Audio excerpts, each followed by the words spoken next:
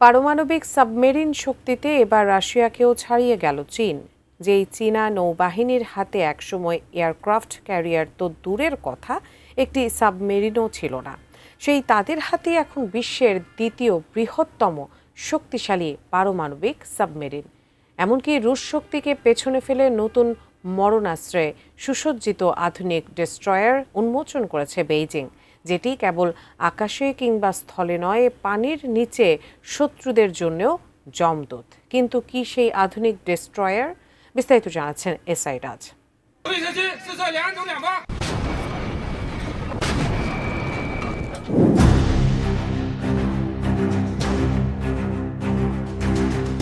চলতি বছরের ২৩ এপ্রিল চীনা নৌবাহিনীর ৭৭তম প্রতিষ্ঠা বার্ষিকীতে চাঞ্চল্যকর সব পরিবর্তনের চিত্র ফুটে উঠেছে। একসময়ের রুশ শক্তির প্রতীক সোভ্রোমেনি ক্লাসের তাইচ্ছ ডিস্ট্রয়ার এখন সম্পূর্ণ চীনা প্রযুক্তিতে সজ্জিত।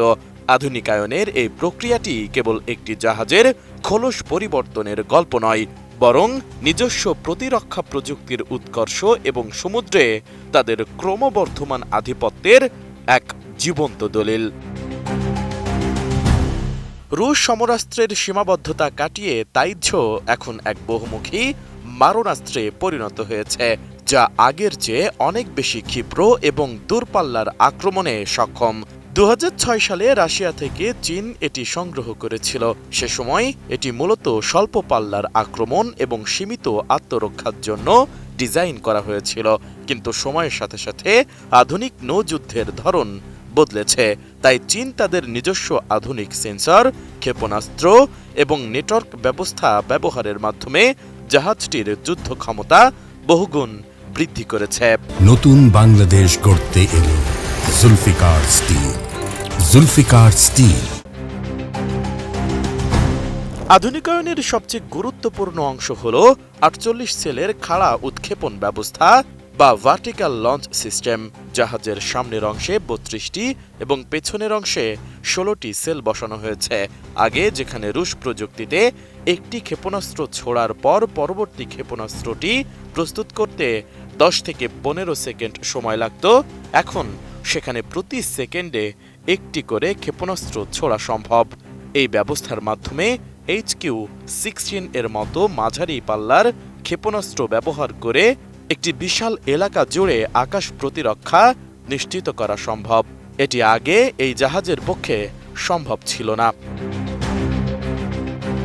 জাহাজ বিধ্বংসী ক্ষেপণাস্ত্রের ক্ষেত্রে চীন তাদের নিজস্ব YJ-12 ব্যবহার শুরু করেছে। এটি রুশ মস্কিত ক্ষেপণাস্ত্রের সরাসরি উত্তরসূরি হলেও দক্ষতায় অনেক এগিয়ে। রুশ ক্ষেপণাস্ত্রের পাল্লা যেখানে ১২০ থেকে ২৪০ কিলোমিটার ছিল, সেখানে YJ-12 ক্ষেপণাস্ত্র ৪০০ থেকে ৫০০ কিলোমিটার দূরের লক্ষ্যবস্তুতে আঘাত হানতে সক্ষম। শব্দের চেয়ে ৩ থেকে ৪ গুণ দ্রুত গতিতে চলা এই ক্ষেপণাস্ত্রটি প্রতিপক্ষের রাডার ফাঁকি দিতে অত্যন্ত দক্ষ।